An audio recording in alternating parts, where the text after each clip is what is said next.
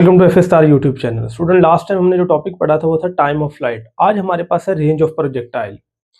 हम लोगों ने पहला जो टॉपिक पढ़ा था वो प्रोजेक्टाइल था, सेकंड हम लोगों ने हाइट पढ़ी थी, थर्ड हमने टाइम पढ़ा था। आज हम पढ़ेंगे रेंज। रेंज होता है हॉरिजॉन्टल डिस्टेंस, यानी हमने बॉल फेंकी है तो वो कितनी दूर जाके गिरेगी। जो दूर जाके गिरना है ना वो रेंज के रिलेटेड आता है। तो ये हम लोगों ने कैलकुलेट करना है। ये हमें डिफाइन लिखिए, पहले हम पढ़ते हैं। रेंज ऑफ प्रोजेक्टाइल है maximum distance which a projectile covers, यानी ये मैक्सिमम डिस्टेंस होता है जो प्रोजेक्टाइल कवर करती है इन हॉरिजॉन्टल डायरेक्शन, यानी उसने कितना दूर जाके गिरना है। तो ये हमारे पास आता है, ये उसका इनिशियल पॉइंट आएगा, ये उसका फाइनल पॉइंट आएगा। ये हम लोगों ने कैलकुलेट करना है डिस्टेंस। तो हमारे पास इक्वेशन है s is equal to V T. अब यहाँ पे ये इक्वेशन मैंने क्यों लगाई है, क्योंकि मेरे पास v यहाँ कांस्टेंट है, क्योंकि हम लोगों ने हॉरिजॉन्टल निकालना, तो हॉरिजॉन्टल वेलोसिटी रिमेन कांस्टेंट। तो ये मैंने डिटेल से आपको बताया था पहले लेक्चर में प्रोजेक्टाइल के कि x में वेलोसिटी कांस्टेंट है। तो हमारे पास इक्वेशन है कि s is equal to v into T. अब हमारे पास s की जगह आ जाएगा r, तो ये तो बन गया रेंज का r।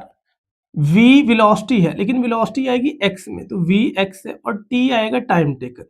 तो यहाँ अगर हम वैल्यू पुट करें वी एक्स की और टी की, तो वी एक्स का फार्मूला हमारे पास आता है वी आई कॉस थीटा, और टाइम टाइम होता है कि ए से बी जाते कितना टाइम लगा प्रोजेक्टाइल को।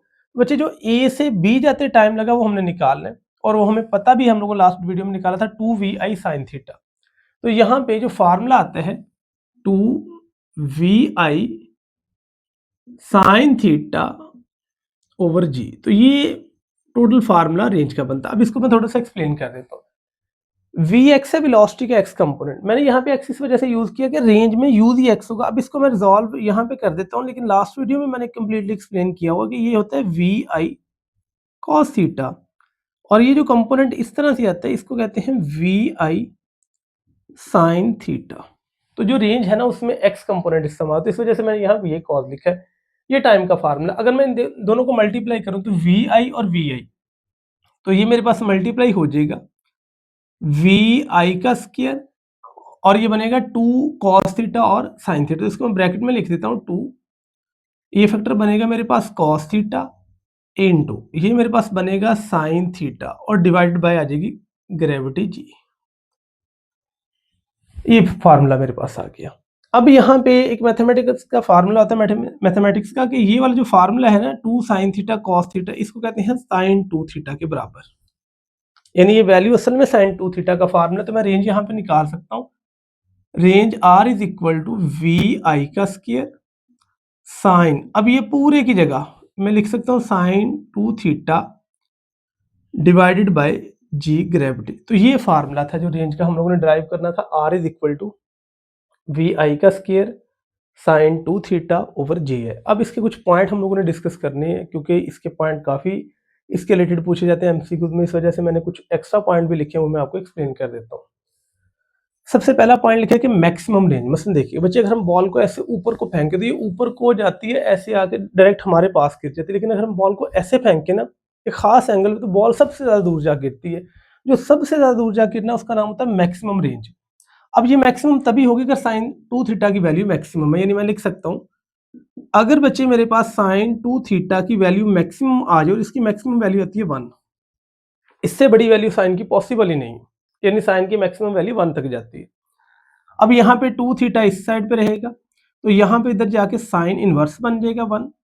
तो साइन इनवर्स को हम लोग कह सकते हैं ये 90 डिग्री के बराबर आते हैं। मैंने यहाँ से एंगल थीटा निकालना है, तो 2 मल्टीप्लाई इधर जाके डिवाइड हो जाएगा, तो थीटा की वैल्यू मेरे पास आएगी 90 डिवाइडेड बाय 2। इस फैक्टर को आप लोग कह सकते हैं 45 डिग्री। यानी मैं ये कह सकता हूँ जब कभी भी मैं बॉल को 45 डिग्री पे फेंकता तो वो सबसे ज्यादा दूर जाके गिरती, तो उस टाइम उसकी रेंज मैक्सिमम हो जाती है। तो यहाँ पे थीटा 45, 2 मल्टीप्लाई होगा तो साइन 90, साइन 90 की जगह 1 आ जाएगा। तो मैं यहाँ पे ये लिख सकता हूँ कि जो मैक्सिमम रेंज है ना वो तभी अक्कर होगी अगर साइन 2 थीटा इस पूरे फैक्टर की जगह मैं 1 लगा दूं, तो फिर मेरे पास मैक्सिमम रेंज का फार्मूला बचेगा वी आई स्क्वायर ओवर में जी आ जाएगा। तो ये एमसीक्यू भी आता होता है कि what is the formula of the maximum range, तो आता है वी आई स्क्वायर ओवर जी। अब देखिएगा यहाँ से बच्चे इस फैक्टर को मैं जो हाईलाइट करने लगा हूँ, इस चीज को आप लोग ये कह सकते हैं कि ये मेरे पास है मैक्सिमम रेंज, यानी साइन 2 थीटा छोड़ के। तो यहाँ से एक फार्मूला हम ड्राइव कर सकते हैं कि range is always equal to R maximum into sine 2 theta. तो ये भी फार्मूला आपने याद रखना है कि ये भी रेंज का ही होता है कि आपको अगर रेंज निकाले तो मैक्सिमम रेंज के साथ साइन 2 थीटा मल्टीप्लाई कर दें। तो ये इसके रिलेटेड कुछ पॉइंट थे। अब बच्चे इसके आगे पॉइंट मैंने लिखे हैं कि अगर फर्ज करें बॉल को ऐसे फेंके और फिर ऐसे ऊपर को फेंके तो दो डिफरेंट एंगल पे फेंके लेकिन बॉल एक ही जगह जाके गिरे, तो ये कब होगा? वो कहते हैं जब आपने फर्ज करें किसी बॉल को फेंका, पहले आपने 20 डिग्री पे फेंके, उसके बाद आपने 70 पे फेंके, ऐसे क्वेश्चन आ जाओ, कहता बताएं इन पे रेंज क्या होगी। आसान तरीका है, आप इन दोनों एंगल का सम करें, जिन दोनों एंगल के सम करने से जवाब 90 है जो वहां रेंज सेम होती है। मतलब देखिएगा 20 और 70, इसका सम 90 है तो 20 पे और 70 पे रेंज इक्वल आएगी। इस तरह 10 और 80 सम 90 रेंज से, 20 70 और 30 60 पे भी रेंज सेम है। अगर एमसीक्यू में पूछा जाए क्या 20 और 60 पे रेंज सेम है तो उनका सम ही 90 नहीं बना तो रेंज सेम नहीं आएगी।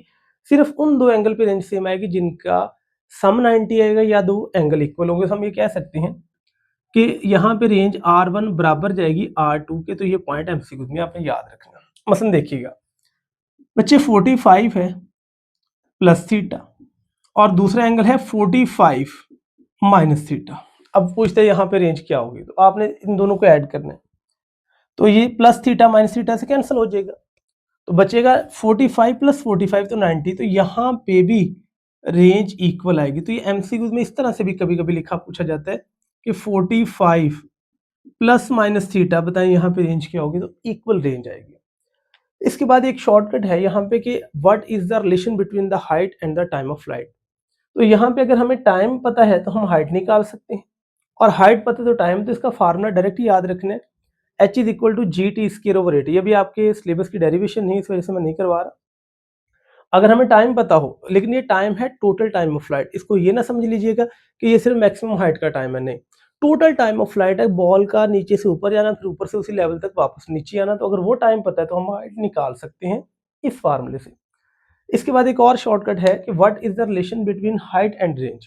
पसंद देखिएगा, हमें बॉडी की हाइट पता है, हम उससे रेंज निकालना चाहें तो फिर कैसे निकालेंगे, तो ये फार्मूला आएगा 4h is equal to r tan theta. कहता है कि 60 डिग्री है, वहां पे आप लोगों ने हाइट दी है, रेंज निकालनी, तो इस फार्मूले से निकालें।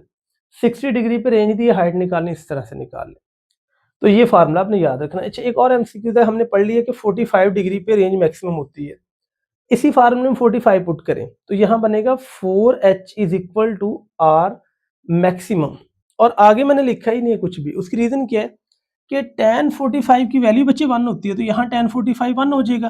तो 4h is equal to r maximum, तो हाइट का फार्मूला आएगा मैक्सिमम रेंज ओवर 4। मसलन देखिएगा वो कहता है प्रोजेक्टाइल की मैक्सिमम रेंज है 100 मीटर। अब वहां उसने वर्ड यूज किया मैक्सिमम रेंज का, what will be it's height. तो आपने जब हाइट निकालनी है तो आपने रेंज को 4 से डिवाइड कर देना, क्योंकि हमें पता है जब हमने हाइट को मैक्सिमम रेंज से निकाला तो 4 की डिवीजन से ही आएगा। तो ये बच्चे आज का टॉपिक था। उम्मीद करता हूँ आपने नोट किया होगा, इन चीज़ों को हाईलाइट किया होगा, समझ लिया होगा। इसमें से कोई क्वेश्चन है तो आप कमेंट कर सकते हैं, आपको आंसर प्रोवाइड किया जाएगा। ये टॉपिक बहुत इंपॉर्टेंट है, एंटी टेस्ट के हवाला से मैंने आपको हर चीज़ डिटेल से बताई है। इन चीज़ों को समझें, नोट करें, जहाँ से कन्फ्यूजन हो वो डिस्कस करें। बच्चे मज़ीद वीडियोज़ के लिए मेरा यूट्यूब चैनल देखते रहिएगा। Thank you so much for watching my YouTube channel.